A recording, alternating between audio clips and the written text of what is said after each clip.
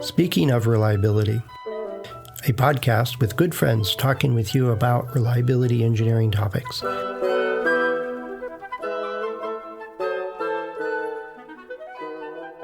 Welcome to Speaking of Reliability. This is Carl Carlson. And this is Fred Schenkler. Hey, Carl. Hey, Fred. What have you been reading lately? You came up with a really clever idea here of a topic. Yeah, we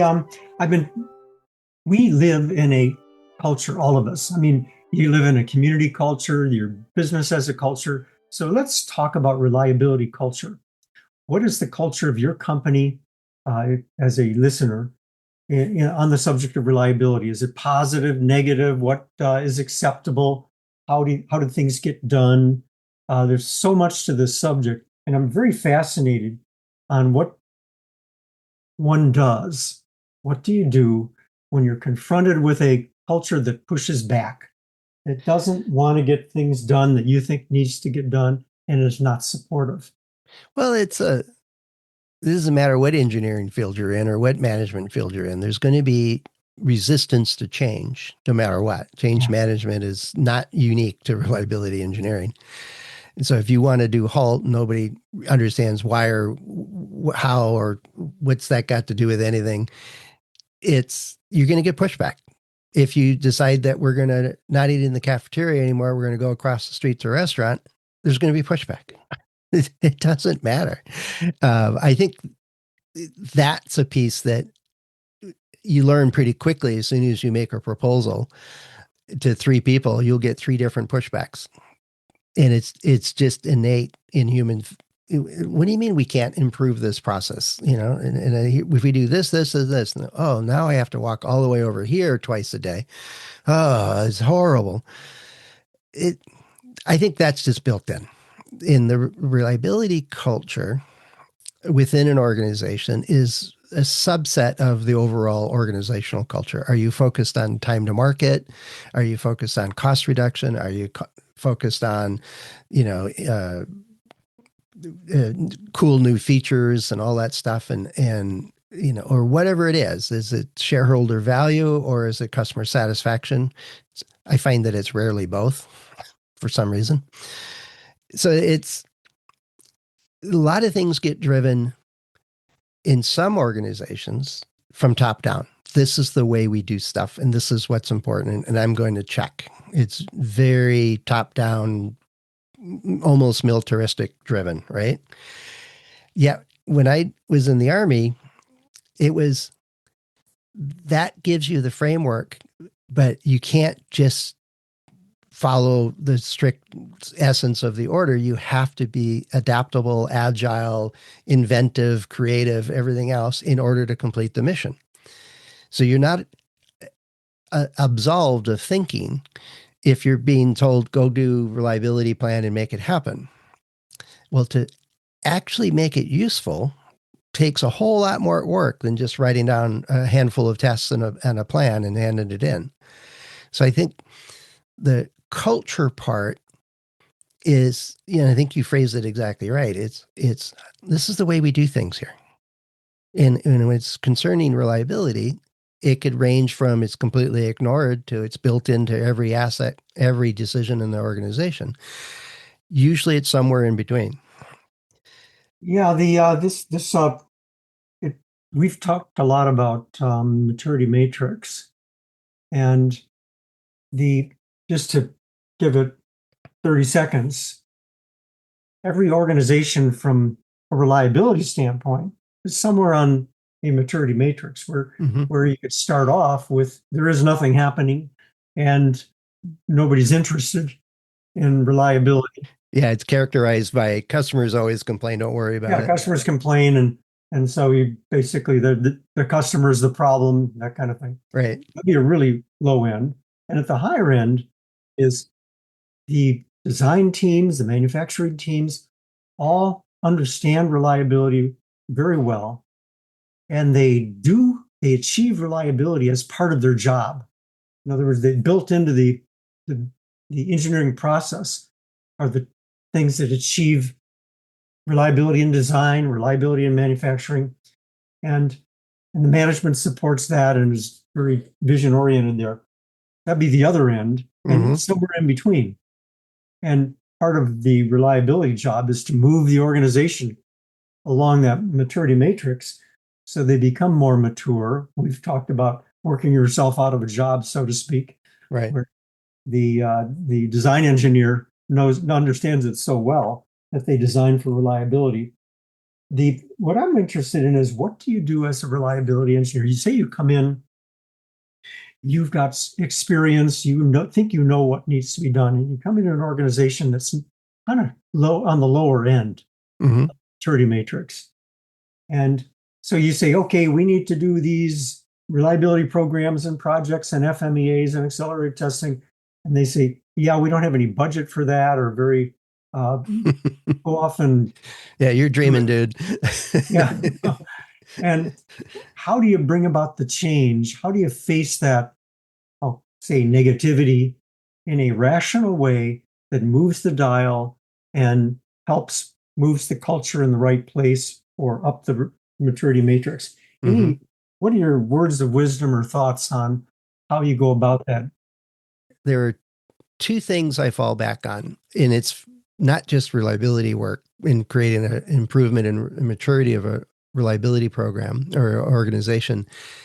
If I want any change to occur, whether like when I was a manufacturing engineer, when proposing a change in how we process something so we get lower scrap on it, the production folks, some cared about scrap. They understood that that's bad. It's going to landfill. It costs money and blah, blah, blah. They still get paid the same, right? They still have the same hours. They still get paid. It's not connected to a bigger picture at all. Yet, how about if I take out a lot of this scrap so now you don't have to deal with it? You don't have to go find a place to fit it in the dumpster outside. You don't have to haul it around. You have one less task or one less onerous task to do. And then this operator, she said, oh, well, I like that idea. I'll support it now. So part of it is what's in it for them. And you might know that doing this accelerated life test or this process capability analysis or whatever would be the best thing ever. Yet, if they don't get that, if there's no benefit to them, if there's no connection to how their life will be better because of it, then you're going to get just generic change management resistance type stuff. So one thing to do, just to summarize it, is you need to get their attention in some positive way or uh, some illustrative way, and you have to understand what their needs are and talk in their language. Well, yeah, no, I was sitting it was an extruder that was making the base polymer mix that we use for just another process later. And it was a dusty, dirty job. And you had to wear a bunny suit just because of the powders and dust that was generated by this whole process. And I sat there for 3 days and talked to the operator and watched what they're doing and asked lots of questions when he had a chance to talk about what he's doing. And it evolved into, well, what parts are the worst part? What are the parts that you wish would just go away, would make your life better? And I may not have phrased it that way, but it became, if I could make that change, it might not have been the most important thing in the overall organization. Then I could go back to him and say, how about we take a look at this part over here, which I knew was important to the business. What are your ideas on this? And so it was building trust, building, credibility, doing those kinds of things, building a champion. And so when I'm working with a client, there's usually within a group of 20 people, there's two or three that really do understand that reliability needs improvement and they just don't know what to do. And so find them as your advocates and help them become better at explaining what needs to change. And so they have the confidence of what they're talking about and what they're recommending. I come in as an outside consultant. I can say, you need to do X, Y, and Z. It may or may not happen, but it'll be gone shortly after I get on the plane and go back home. Whereas if it's built through internal advocates or internal champions that understand innately that this is important, and then you enable them to be effective at that, the change is much more sticky then, I find, and it's much more likely to hang around. But what was in for them was that they recognized the problem. They needed some extra help to be able to articulate it and feel confident with their recommendations. That I could do easily. But Well, okay. right? But what they got was prestige. They got recognized as identifying a problem and solving it. And they got the benefit of it. You're making them look good. Well, I'm making them better at what they do. Yeah, exactly. they And that's good. And you're not taking the credit. You don't have to take the credit yourself. You don't have to. My pay doesn't change because of that. Now, some projects I wish I did have a 10% net on the change, but that doesn't always work. So we have two steps so far here. One is get the attention of management, talk in their terms, connect with them, find out what their needs are. Mm-hmm. And another one is, and I'll sort of characterize it in my own words, but get going on some project that it may not be the biggest project in the world or the most important thing in the world, but it's also not trivial. It's something that's needed Mm-hmm. that you can get your arms around and work with a champion if you can select one and find one that helps you out. But use your reliability expertise, and I would use the reliability process, including gap analysis and tool selection, that type of thing. But basically, work on improving that product in some way. And then lastly would be get a success and make sure that success is real and that people get credit for it and they can see the value of it. I look at it as, remember Stewart's cycle? Mm-hmm. PDCA, Plan, Do, Check, Act. Yeah. That's kind of the way I'm seeing here is if you come in to an organization and you're a reliability engineer, you can follow the PDCA but you want to work on something that really helps your management, that connects with them, gets their attention. You want to use your reliability process. And then once you've done it, you want to get success in it and then expand it and then do it again. Yeah, you're still talking about this as a top-down process. Mm-hmm. I'm looking at it as if you want to implement change, unless you're Lee Iacocca and in total command of your organization, you're not going to affect anything, right? You just don't have the authority and the will to do it. And even then, it wasn't 100% everybody doing what he said. So I find it way more effective. And reliability engineers that just get assigned into, even if you've got great education and everything else, is I agree that you got to talk to management, understand the business and the direction and focus and so on. But I think to really affect change, it has to be very personal. It's not that I choose a champion, is they become evident and then you enable them. So it's more a support role. And asking those right questions is like in testing. It's like, why are you doing this? Let's think that through, right? Of all the 10 things you're doing, which one is the most vital for a key decision, $1 million decision, for example? And let's think through this. Why are we doing what we're doing and which one to focus on?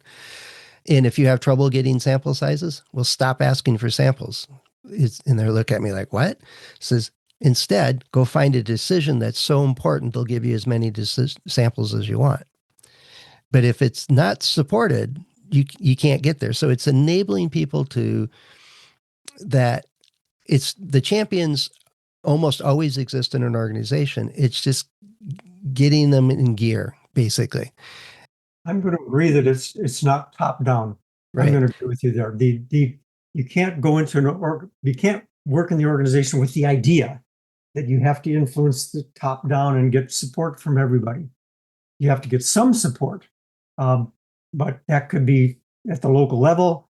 It could be building networks.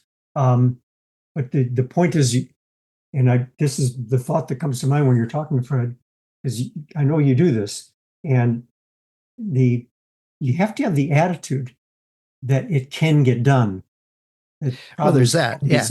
Yeah, yeah. And that's where I find trying to convince somebody that really doesn't believe it can be done at all is a waste of time. Yeah, Convincing somebody to help you that would like it to happen and maybe wants it to happen, and then you can help them see how it can happen. That's a whole lot easier. You need the willing to start the change process. that's a really good part of this process is you don't, when you run into a barrier, like somebody says, oh, can't do that, can't do that. Don't give up. No, go find somebody else. Go Go work find with somebody another else or team. find some way to get it done. The point is find a way to be successful to get your project accomplished. Well, there's two parts to that success though, Carl. One of them is to build trust. So even just low hanging fruit or quick, easy wins, or even things that aren't even related to the reliability program is building the trust, especially if you're hired into the organization. Building trust one step at a time involves actually helping other people solve their problems, whatever it is. And then they're much more likely to, much less resistance to recommendations you make. I will put in the show notes the a link to the reliability. I'm sorry, the reliability maturity matrix. Mm-hmm. And because I think what we're talking about is how can you help an organization move up the maturity matrix? That's like a goal. Yeah. That's fantastic if you can do it. That brings up a really key point, though, Carl, is that as you look at an organization and you're looking at what's important, what's not, who needs what done, you start the gap analysis and selecting tools. Is if they don't have any statistical thinking or processes already in play, they don't know what a hypothesis from a control chart. Um, Going in and recommending they do the high end DOE simulation type stuff is just a non-starter. You got to meet them where they are, build on their strengths, improve the capabilities on the other ones from where they are. The smaller the step you make in recommending a change, the less resistance you get. Yeah. And I think a lot of people miss that. And I've seen that. This is probably why I don't like PhDs too much, is they'll come in and go, I'm a PhD. I've been studying this for 10 years now. You need to do blah, blah, blah. And they're all look at them like, but we don't have a linear accelerator to bombard this with neutrons. Sorry. Well, so there's a lot of thoughts going through my head here. So you want to, when you're starting out, obviously you want to move the organization along the maturity matrix. That's pretty general. And yes, you want to work within the resources that are available. So you don't want to start at Taguchi methods if no one's ever been trained in it, that kind of thing. Right. And so you got to work within the resources that are there. So this is going to be a progression. Your first year might be certain type projects that can get done, but during that first year, you might be building the resources or finding Building credibility. credibility. And so that when you get to the next year, you can do more and things like that. So you always want to keep an eye on the future as well as work in the present. If you have a good attitude, like we're talking about, where things can get done, roadblocks can be moved around, or you can find ways around them, that kind of thing. You want to avoid the type of thinking that says, okay, we got a roadblock, it can't get done. And that's the wrong attitude. You want to keep the attitude that it can be accomplished and then find ways to make it happen. Yep. That's pretty general. But where I was going with this is follow the, we'll call it the reliability process of knowing where you're going, what the organization wants to achieve, find a project that helps them do that, understand what the gaps are, and then select tools to accomplish that are within the resources that you have. And if you can get some wins on doing that, gain credibility, then the next time around it's going to be a lot easier. A lot easier. And then what I found from experience is that if one program has success and their field performance is better or their cost is better or whatever it is, their metrics that that's important to them improves, and they can link it to that, oh, this is because we executed this reliability plan and we made these strides forward, is don't let that go to waste. Make sure everybody knows about how valuable that that change was. There's that step. But then also is that the sister organization is make sure they know about it and saying, Yes. you could do this too. These folks aren't any different than you, but you will get not invented here. That's another form of resistance. Well, no, they only deal with consumer products. We deal with industrial products. All right. Do your customers complain that it doesn't work?